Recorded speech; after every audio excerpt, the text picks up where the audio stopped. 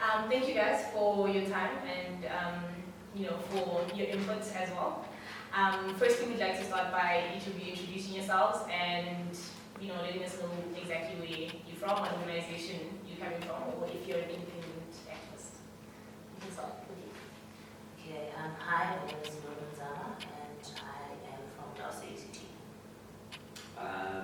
Hi, I'm Siyabonga Ntombela and I am the chairperson of South ACT. I am Lindiwe Malaba and I'm a student, so I'm concerned about these things. Hi, my name is Tapuwa. Same. I think, I'm a student and I am concerned about these things.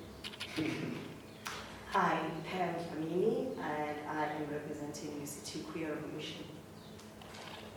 Nice to have you guys here. So the first question, can each of you give me a personal, or us rather, your personal understanding of the importance of the campaign, such as Fees Must Fall?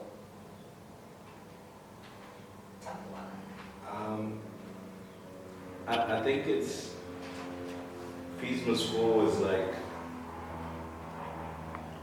has been going on for like 4 or 5 years, but like it was like in a formal way of trying to approach management.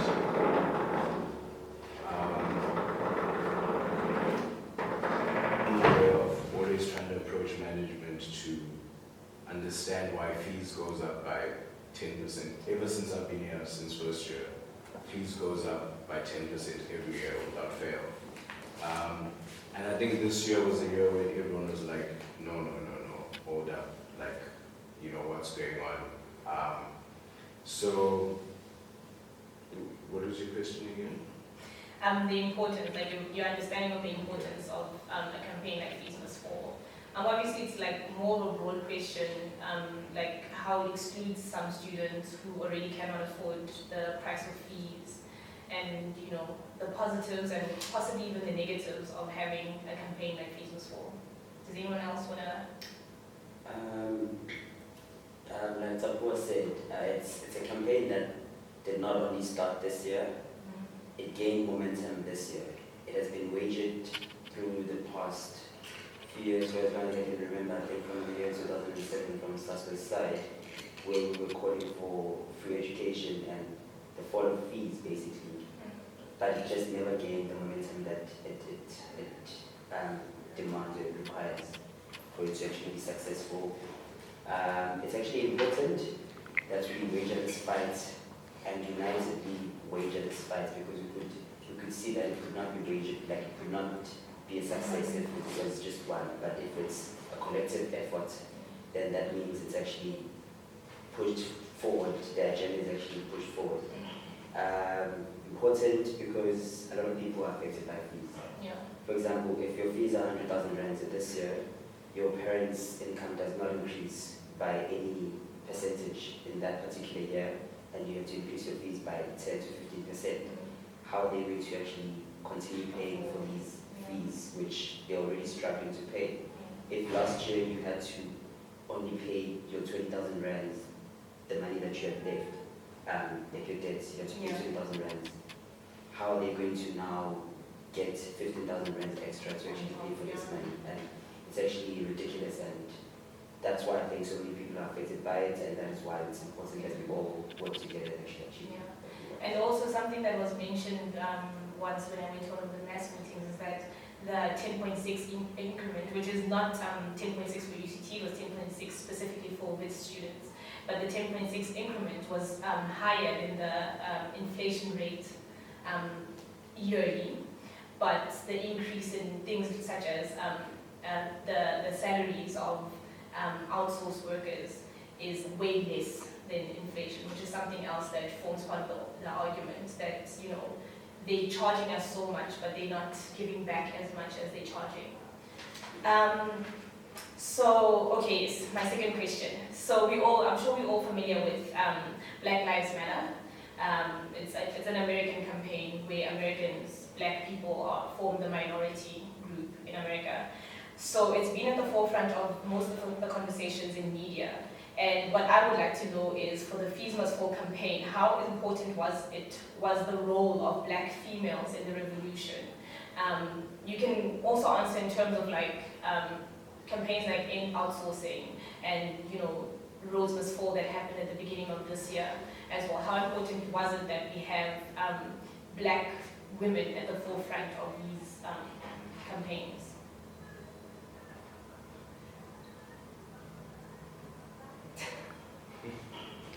I see everybody looking at me because I was one of the women at the forefront of the yes. campaigns. Okay, so I've been an activist for quite some time, and all the time it's been Black women always being invisibilized in the revolution, even when they are pushing so much, but because of patriarchy, men will be the only ones who are celebrated. So at the beginning of the year when Roads Must Fall started, and then I took it upon myself to actually say, hey, Black women, we must honor that, and therefore, if men can sing, I know I don't have like an opera voice or Beyonce-like voice, but I definitely can sing struggle songs. Yes. So I'll take it upon myself to take that mic and lead these songs. And I did that, and there were a couple of other people who were helping, and still, when things were written, women were still like silenced again. And I asked myself, why do we keep on going back and forth with this patriarchy thing? And then there was Patriarchy Must Fall. But like one of the things that helped the most was the conversations that we used to have at Brenda, where a lot of people became woke. Well, some of them became woke only on Facebook, but not in action.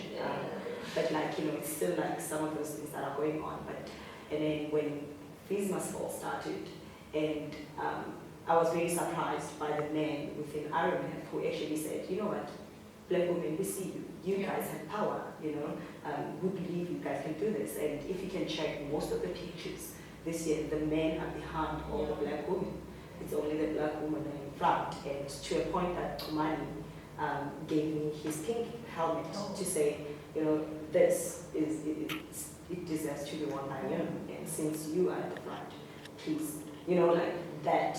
It's just a step in the right direction, but like still again, we see the media doing the same thing, wiping off the women. Well, the feminists this year decided to just like take it upon themselves and do the Ndondo Nzama campaign. And I wasn't even aware what was going on. I'm not a feminist, and all I know is my tweet kept on going crazy with people taking me onto this Ndondo Nzama without me knowing anything about it. But so I think, women have stepped up. I'm very proud of the Black women who actually stood up and said, you know what, enough is enough, we're tired of this, and they decided to be at the forefront. And Just want to add a little bit to what Pam said. I think what's important is that what's important is that because these things are going to be documented in history, and it's so important that Black women the younger generation also are able to see themselves in the heroes that came before them, because this is a monumental sort of events in our history, and it's important for the younger generation to see. It's very important. It's quite cool. So I really enjoyed it. Can we get a comment from one of the guys?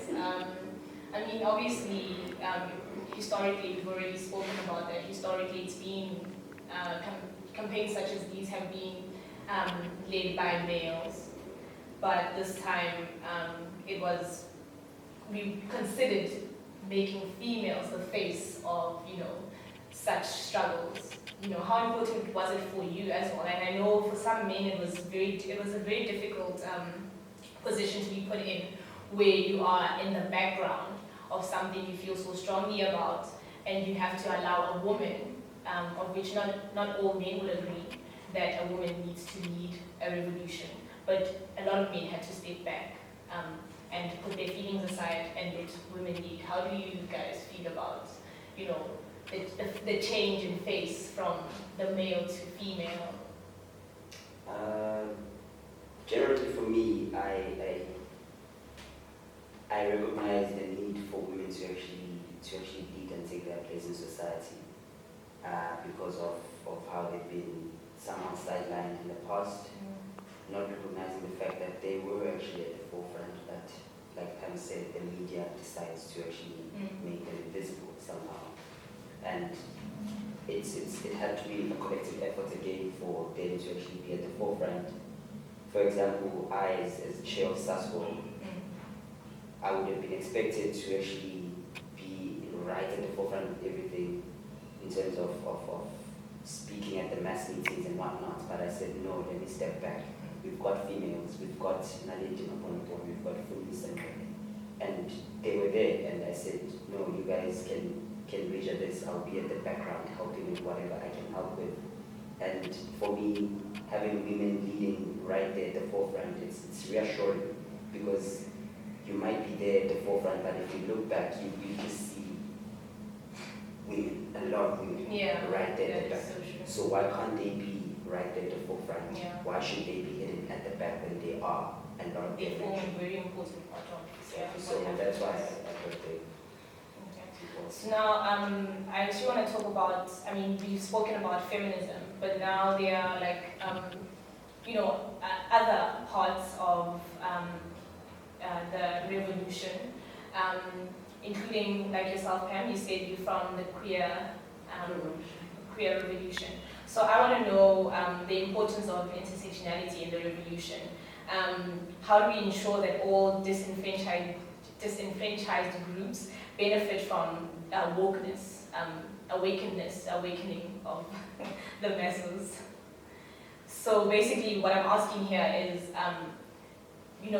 as we're moving towards, people getting better informed and, being knowledgeable, how important is it that people wake up to, the fact that we have queer bodies, the fact that we have black women, feminists, and there's a huge separation between black feminism and white feminism. How do we ensure that everyone gets a feel of what it means to be, independent and part of the revolution without feeling excluded because of who they are? I think any time, in history where it's described to be a time where there's a revolution, it's a unique time where society has an opportunity to redefine the status quo, to redefine society basically. And intersectionality is very important now because, if you don't bring everyone to the table, whatever you're gonna come up with is gonna have so many shortcomings, it's just gonna be a recipe for a future revolution. So I think intersectionality is very important because everyone's voice needs to be heard in the room. And once everyone's voice is heard, that is the only way a solution can actually be created to, that needs everyone, combat, everyone's needs basically. In theory, I think it goes with the concept of privilege. It's all about people recognizing and accepting their privilege, acknowledging it, and knowing that this is where, this is as far as I can go.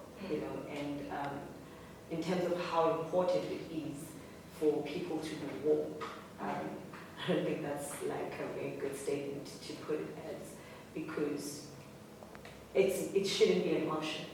Okay. It shouldn't be an option. People just need to recognize their privilege and just accept other people as they are, because we've been doing this.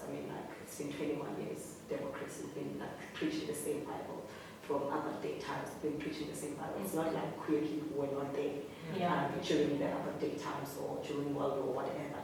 They've been there. It's a matter of people just recognizing themselves and accepting that this is who I am, and this person is this kind of person, and I need to just accept the way this person is.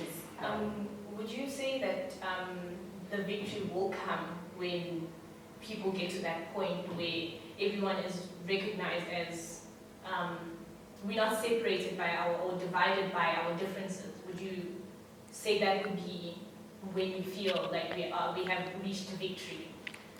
Would you define it as the victory of, the revolution? No. Okay.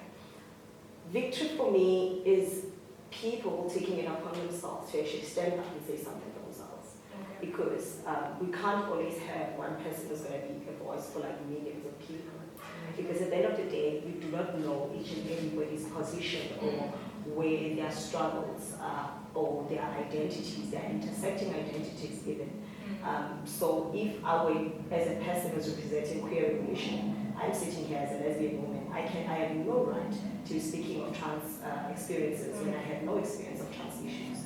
And it's a matter of people just standing up and saying, enough is enough. I'm tired of being silenced, so I'm just going to stand up and just speak my truth. And that way, we can move towards the revolution that you're talking about. We can move towards the victory that you're referring to.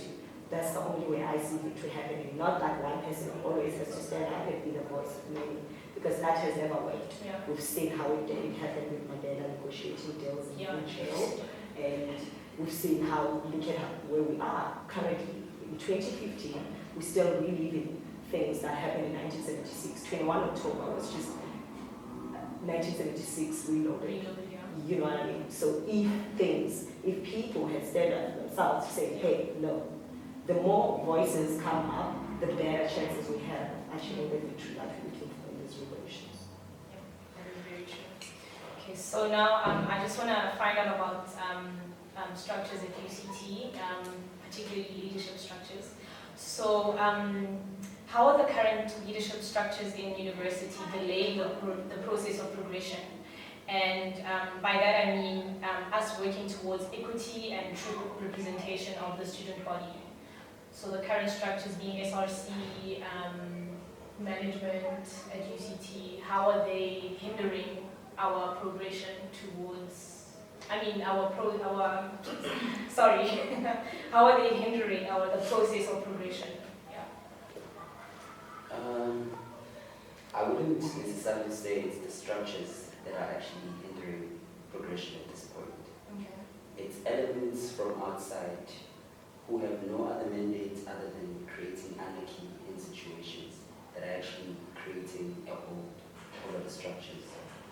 I'll look at the SOC, for example. They are an elected SOC in a democratic system, in a democratic country. They are the legitimate SRC. They ran for elections, people voted for them, and there were no issues with the voting system and whatnot. Votes were counted and everything. Those people, the 17 people that are on the SRC, are actually legitimate.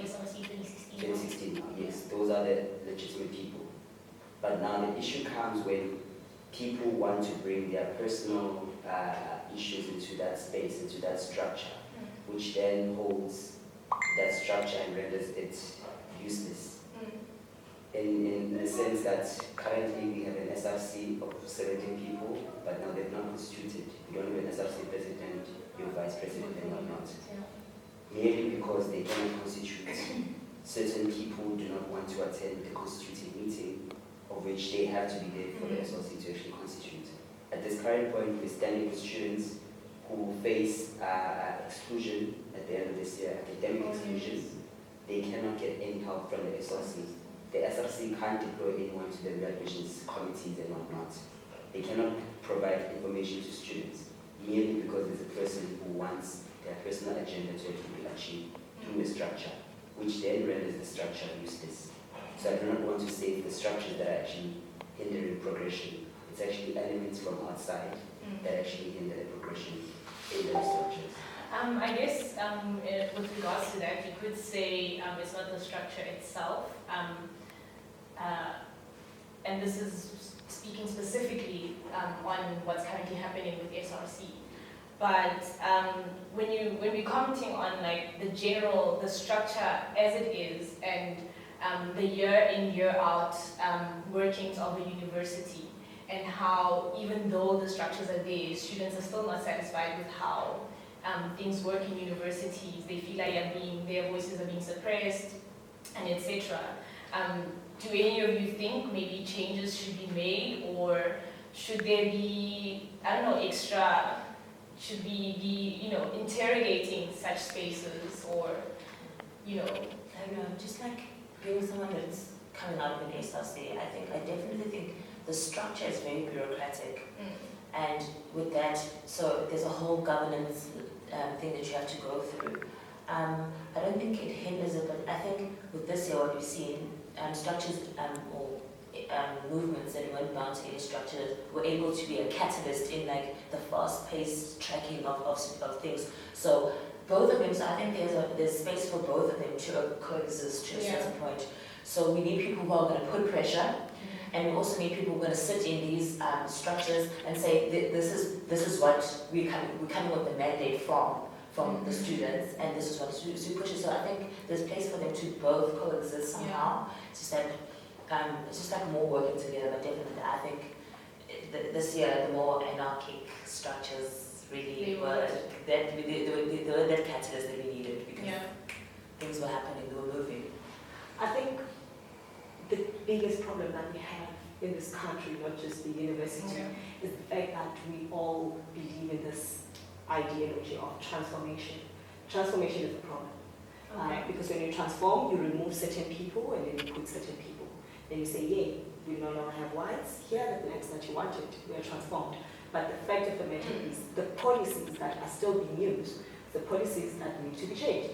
And for the fact that now we're reviewing a lot of policies within the university, DISCO policies being reviewed, a lot of other departments are being reviewed because of the certain things that are happening in the university. The people are there who are willing to do the work, who are willing to but now the papers are the ones that are binding the people. So until we decolonize the structures by putting new policies that work for 2015, not Act of 1964 in 2015, we're not going to go anywhere. And by transformation, are you talking specifically how it's defined by everyone, or are you talking in depth what transformation really is? Because I know there are people who have their own definitions of what transformation truly could be, but obviously there's always going to be, what do they call when you have a bunch of white people and then the token black person, and they call that transformation. I know some people think that's what transformation is, but when you say transformation, we're talking about the deeper sense of transformation. You look at the structures at UCT, look at the management or even council, just a small group of people. There's about how many members? 11 or something, somewhere around there. And almost half of those, more than half in fact, are white. And by them saying we have transformed, what do? They put a few colors, a few blacks, and to say, yay, look at us, transformed. You see, now there's no longer white faces. But at the end of the day, who still calls the shot? Yes, it's the about white empowerment people as well. behind. Who made the rules? The white people, because we're still continuing with those same rules that were written by the registrar of Huamo a couple of years ago when the bodies undergraduate became the registrar of the university, which is how it doesn't, how are we going to decolonize the institution if we keep transforming? Transforming for me is a problem. Okay.